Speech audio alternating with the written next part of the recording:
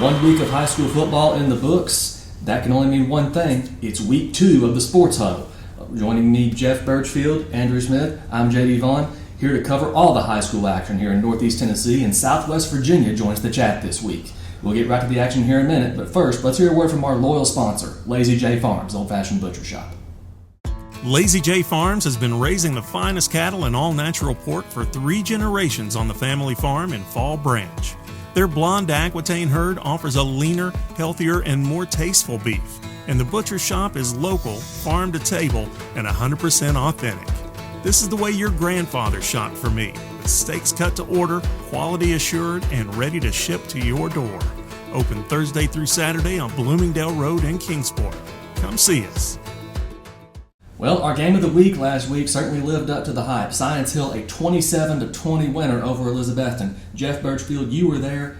Tell us about that game. A lot of interesting things in that game. Obviously, Science Hill jumps out to an early 14-0 lead, and then we have a lightning delay. Delayed the game over an hour.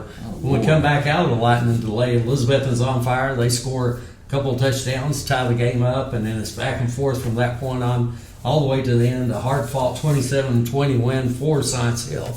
Some huge highlights in the game. Malik Anderson had a fantastic game, 82 rushing yards. He caught the game-winning touchdown from Lane Clement, and he also had a big sack on 4th down. Clement, who's the much-hyped quarterback coming out of Wyoming and transferred into Science Hill, son of the University of Miami quarterback, he had 2 touchdown passes. Aiden Perry, Science Hill star running back, unfortunately got hurt. I understand he's got a fracture there in his leg, and it's going to be out 5 to 6 weeks. Good news is they are expecting him back before the end of the season. He had 100 rushing yards on just 8 carries, and then a big game also for Ian Mathis, had 62 yards and a touchdown. Yeah. Then on the defensive side, plenty of stars there too. Hayden Cox and Darius Deliqua, on the defensive ends, both had 7 tackles. You had the linebackers for Science Hill really played terrific, And then on the flip side for Elizabeth, a lot to be, proud of and all. You've got Rhett Slagle, the quarterback, had a couple touchdown passes. And their first touchdown came on the trick play where Justin Whitehead actually hit Zach Wallen for a 75-yard touchdown. So, like I said, I think Elizabethton's going to be fine this season. Science Hill, great way to start the season, some good momentum. Obviously, Perry, the news there, the way you were talking Friday night or Saturday morning, I guess, it almost sounded like he was going to be out for the season. So that's excellent news that Aiden Perry will be back at the very least for the playoffs. That 3-headed monster in the backfield just is that what we're used to seeing from Stacey Carter teams? Because I'm used to, when I think Stacey Carter teams, I think pass. Well, you think pass. He's had some great quarterbacks. That's funny you mentioned that. Stacey and I had a conversation earlier today where, he's had a lot of great quarterbacks over the years, including Kurt Phillips, obviously very top of the list, who went on played at the University of Wisconsin back when Stacey was the head coach at Sullivan South. But Stacey's teams run the ball a whole lot, and like I said, a great ground game. They've got a young offensive line, but those guys really come through, here. I say young, some of them are older, but they don't have as much experience as years past. But like I said, I think it's shaping up. Could be a really special season for Science Hill. Overall, what are a couple of things that most stood out with the Elizabethton game for you guys? Well, if the thing that stands out as a coach is, it was like the Twilight Zone. Because a lot of things happened there. With the rain coming in, and you had over an hour break, and then you had another halftime. I think with the stuff coming in here, we had a lot of chaos with people in the building, everything going on, and we came out and we're not focused. So there's things we have to change, as far as preparation for things like that.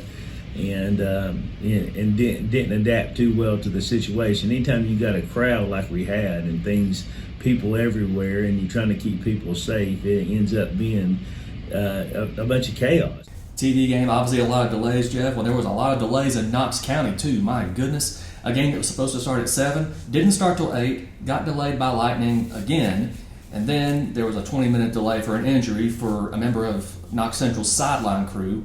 So that delays the game another 15-20 minutes. Not to mention all the bad weather, the inclement weather that came with it. Somehow Dobbins Bennett fought through it. No Joey Christian and no star running back Tegan Begley, at least not this time.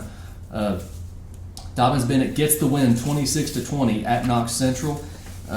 Levi Chappell, very impressive debut, 232 yards passing, 13 of 21, no interceptions, and you felt like he managed the game really well. 232 yards, a touchdown, of course, to Tyree Thomas just before the half, and he later runs for a touchdown. And in the backfield, Luke Lundy and Emmett Starnes, nothing that really wows you, at least not at first, but as the game went on, it was very obvious they were wearing down the Central defense. I mean, look no further than Emmett Starnes, a 41-yard touchdown run. The last 20 yards, he had at least one or two defenders on his back the entire time. So he gets in the end zone. Dobbins Bennett gets the win 26-20. So if there was one concern, it was Caden Long. He had, I think, 200 yards passing, and he killed Dobbins Bennett on the ground too. So good quarterback play by Caden Long from Knox Central, but Levi Chappell and the Indians, they get it done. Dobbins Bennett's 1-0. Only the second time ever they've beaten Central. Of course, it was only the fifth or sixth time they'd ever played. And the other time Dobbins Bennett won was the 1976 playoffs, the state quarterfinals of all things. So Dobbins Bennett opens victorious in Knoxville, something we haven't said a lot about Dobbins Bennett lately. Certainly not 2 years ago, they lost opener at Farragut. Dobbins Bennett 1-0, coming home this week to face Asheville. We'll talk about that in a minute. But Andrew, just down the road in Church Hill, Volunteer first victory in 3 years. Were you surprised? Yeah, I was definitely surprised at how the game went about. I expected a nice competitive ball game, much like the rest of the area.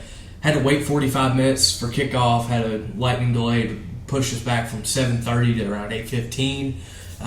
But, I mean, Volunteer came with a lot of energy.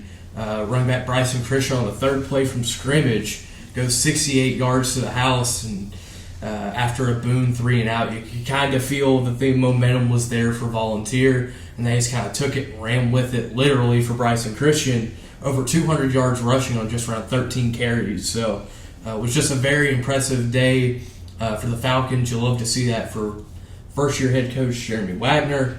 Quite the statement made from him.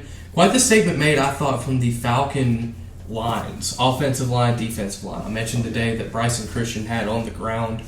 They were really able to limit Drew Fleming and the Daniel Boone rushing attack very well. Drew had a decent day, 18 carries for 70 yards, but just as a team, Daniel Boone just really wasn't able to get much push with their offensive line.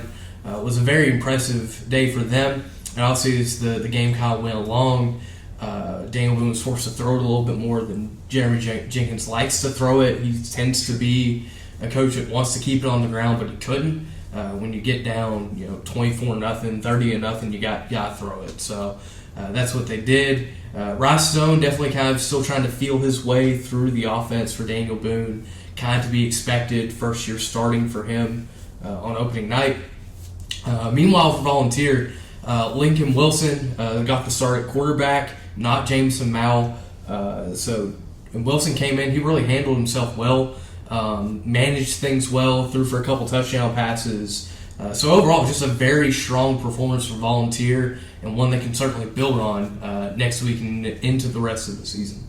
Well, one thing, there was a question mark coming into the season about the Wilson brothers, the senior offensive lineman Christian Wilson and the quarterback Lincoln Wilson, who was a sophomore.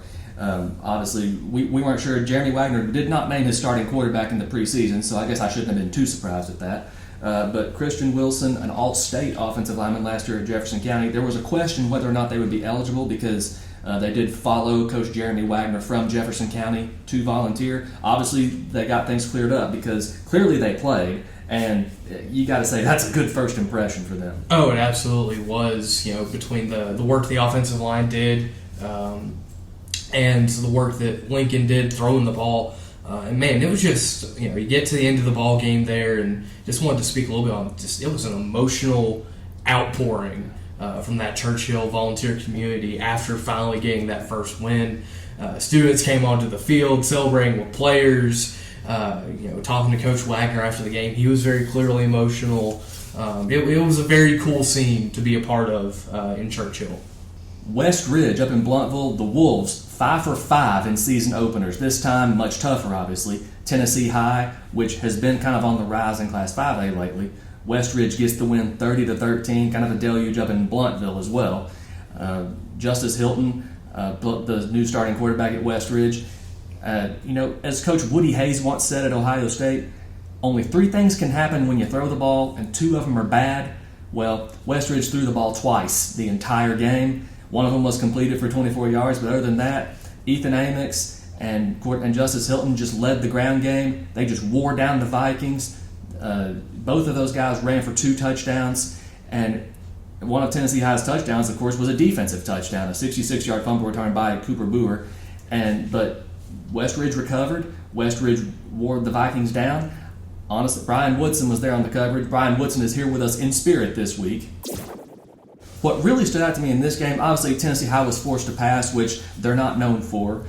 Jack Richardson did fine, but obviously just not enough to get it done. But what really stood out to me was the difference in rushing yardage. 272 for Westridge, 70 for Tennessee High. So that's just a testament to what Westridge was able to do on the ground on opening night. The Wolves 1-0.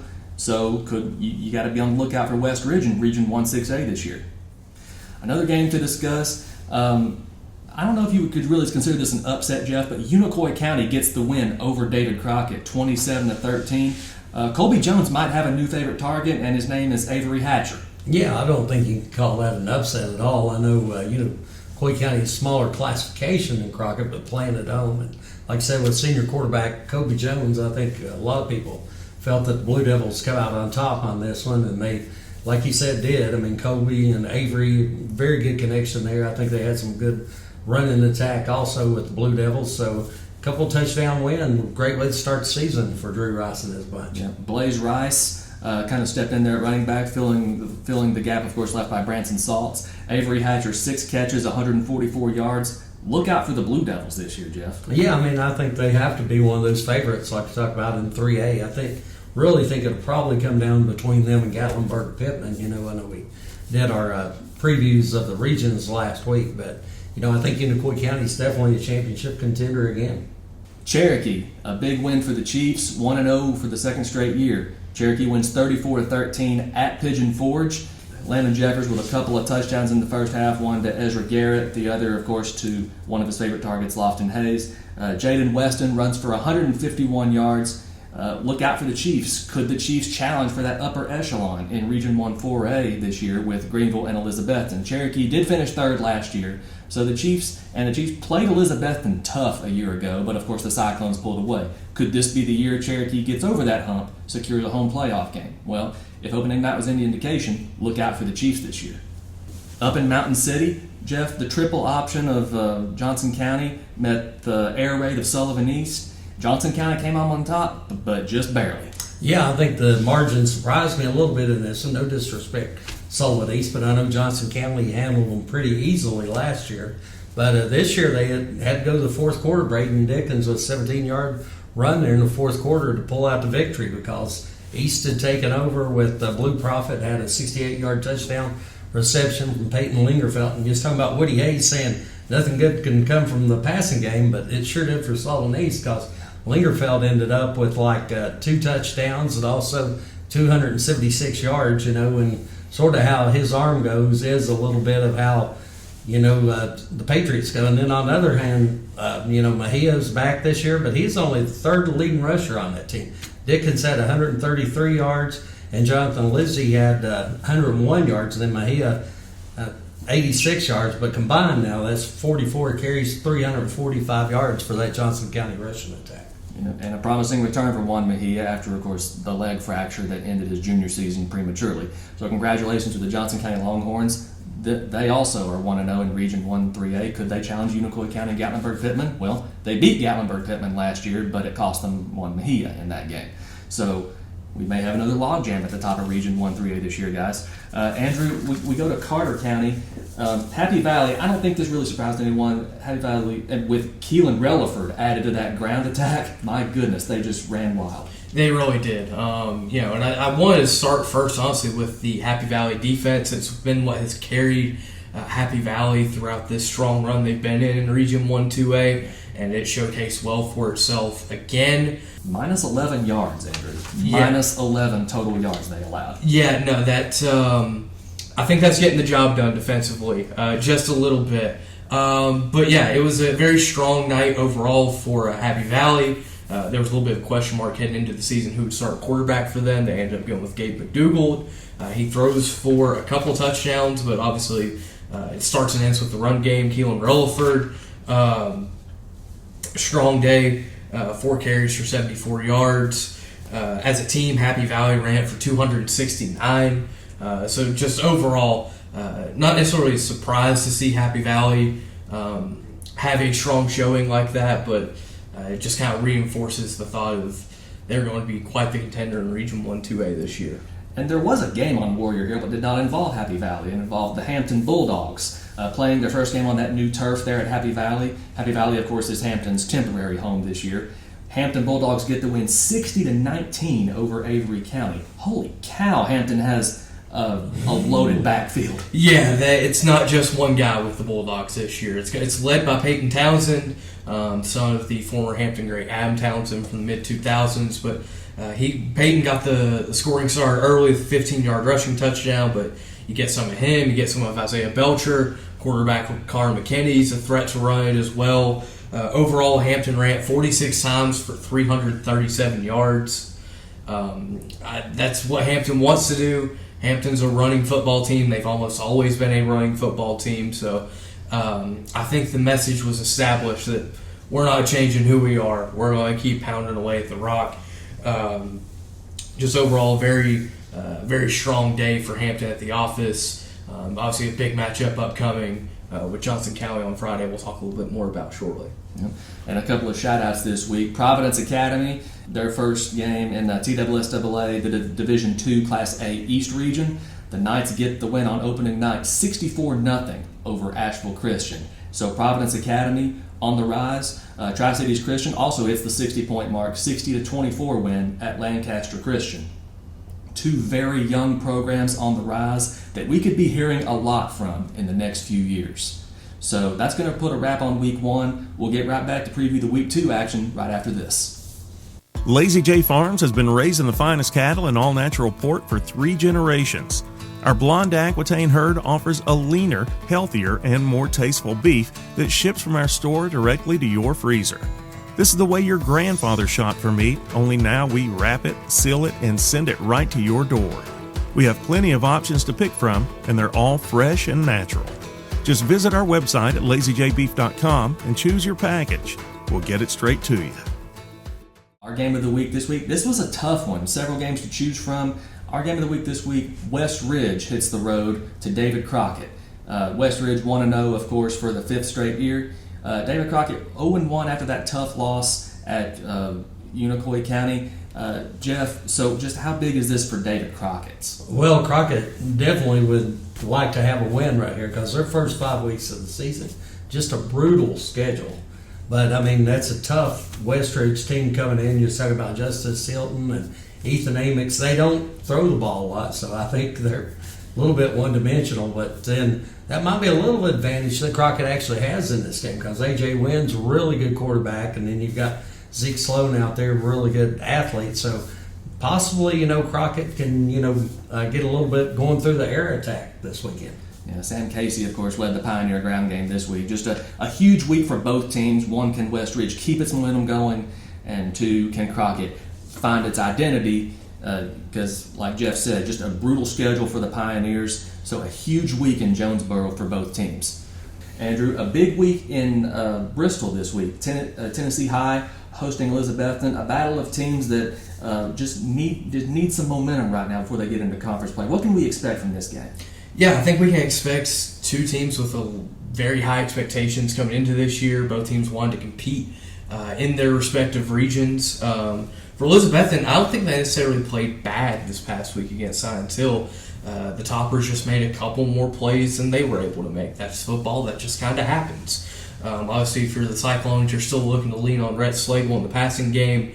Didn't play bad last week, but I thought if he can be just a touch more efficient, it can go a long way toward the Cyclones winning this game and maybe more. For Tennessee High, it all starts on the defensive side of the ball. They struggled at times stopping that West Ridge rushing attack last week. Elizabethan, very balanced type of offense. I mentioned Britt Slagle. He can run a little bit, but obviously their backfield being led by Jay Bird Wallen. So defensively, they're going to need to be stronger against the run specifically, and just overall just play a little bit cleaner. Hopefully, the weather looks to be much better this week than it was last week, so you don't expect that to factor into the turnover battle quite as much. But overall, that's just kind of where your mind is at if you're both teams. And this first meeting between these two teams since 2018. Elizabethan got a 35-21 win back then, but obviously a lot has changed around both programs since their last meeting. Speaking of rivalries renewed, Dobbins Bennett and Asheville might be building a rivalry. This is the third straight year they've met after they hadn't met previously since World War II. Asheville, of course, coming to J. Fred Johnson Stadium for Dobbins Bennett's home opener. Both teams 1-0, Asheville having defeated East Rutherford 40-36 in a thriller last week. Talking to Joey Christian about this one, they don't have quarterback Neek Slidell anymore. He transferred out. But they do have a sophomore quarterback, Tay Williams, who can be just as deadly. And they have a five-headed monster in the backfield because 5 different running backs carried the ball last week. They just ran wild in that win against East Rutherford. And Joey Christian emphasized that this game cannot be a track meet if Dobbins Bennett wants to start 2-0. What did you like about what you saw? Effort, man. I thought our kids played extremely hard. Extremely hard. They really did. I was so proud of our guys on that end. If we play with effort like that, man, that's something for the people of Kingsport to be proud of, and obviously that should relate to a lot of wins this year. Jackson Sensabaugh on the blocked field goal was about as, just sell your body out. I went over that Sunday in film work, just telling the kids, are you willing to do this for Dobbins Bennett football? Are you willing to put your body in this position right here for Dobbins Bennett football? Jackson Sensabaugh was. I thought our quarterback played well for his first time. There's some things we got to work on. Absolutely. I thought, Luke Lundy came down with cramps and some things like that, but he ran it hard. Emmett Starnes, what a night. Yeah, this is kind of like Emmett's coming out party. Emmett's going to be a very good running back. Emmett's got to play linebacker for us too, so we got to pick and choose on all that as to when we put him in there and how we can use him and things like that. But Kedrick Harris, a sophomore, making his first start, 4 tackles, a tackle for a loss, and just played great in space, did the things that we certainly need to do. So, I think this quarterback, Tay Williams, is he maybe isn't as tall as Meek Slidell, but man, he can spin it just as good, and he's just as elusive. He's just as good with his feet. You look last week against East Rutherford, the death knell in the game, the final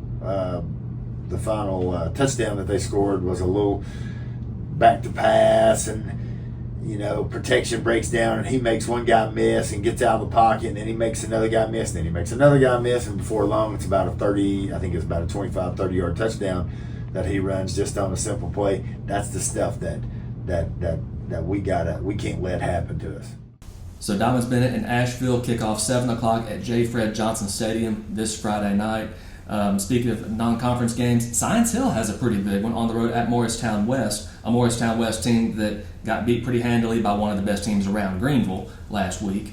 So just how big is this game for Science Hill? Well, Stacy Carter said not to look at that game necessarily and think that this is going to be a pushover because this is a good Morristown West team. They just sort of momentum got rolling against them, and then the game was shortened.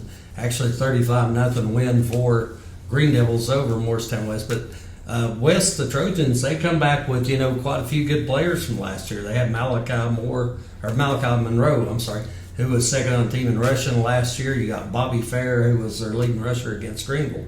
He also is good to catch passes out of the backfield.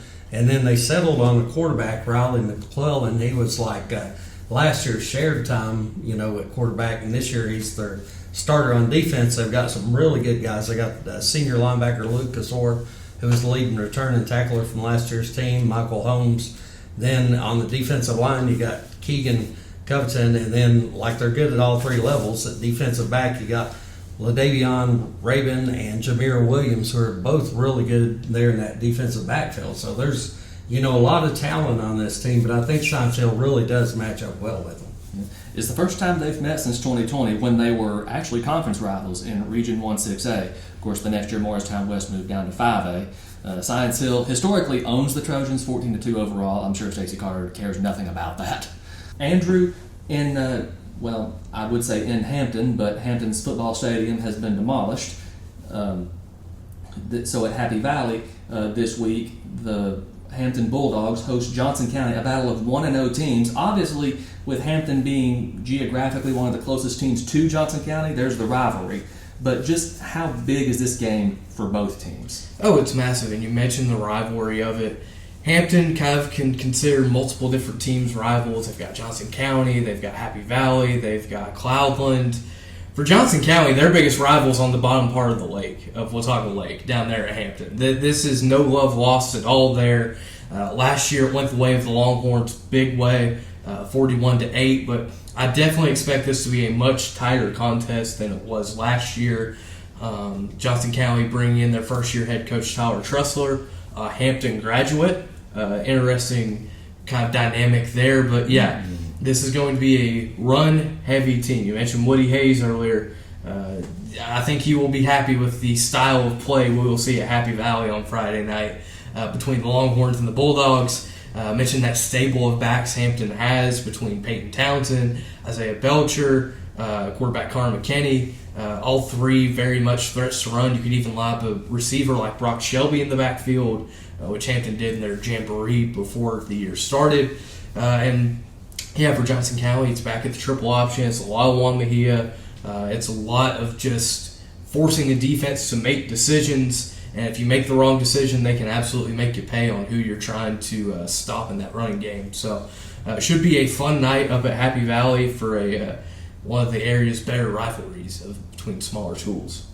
Some other games going on around the area. Daniel Boone at home, of course, they're welcoming South Green, a battle of teams that just in search of some momentum. Daniel Boone, of course, trying to end a 15-game losing streak. South Green played Morristown East in Class 6A to a 26-22 game last week. Cherokee, the Chiefs return home looking to start 2-0. They host Campbell County in Big Red Valley. Sullivan East at home. The Patriots hosting Chucky Doak in another non-conference game. Volunteer has a chance for a 2-0 start. Their first winning streak since 2021. The Falcons on the road this week at Claiborne. Also, Southwest Virginia does join the chat this week. Rykova, of course, played Saturday at Emory and Henry. Came up short against Lord Botetourt, 49-12 in that game, but obviously Lord Botetourt, a Class 3 region runner-up last season. So I don't really believe that's indicative of how the War Eagles season will go. Gate City, the Rykova is off this week. Twin Springs opens up on the road at Northwood. The Titans hoping that just that youth movement from last year pays off, and you just think of all the injuries they had. Surely to goodness the Titans will catch a break this year, and all that experience will pay off. Gate City, led by all-region linebacker and 1,000-yard rusher Walker Hillman. The Blue Devils open this week at Richlands on Thursday night, actually. And speaking of Thursday, Unicoi County on the road at Northview Academy, and Happy Valley at home for its home opener against Cloudland on Warrior Hill. That's going to do it for this week's edition of the Sports Huddle presented by Lazy J Farms Old Fashioned Butcher Shop. We'll see you next week. Get out there and enjoy some football. Lazy J Farms has been raising the finest cattle in all-natural pork for 3 generations. Our blonde Aquitaine herd offers a leaner, healthier, and more tasteful beef that ships from our store directly to your freezer. This is the way your grandfather shot for meat, only now we wrap it, seal it, and send it right to your door. We have plenty of options to pick from, and they're all fresh and natural. Just visit our website at lazyjbeef.com and choose your package. We'll get it straight to you.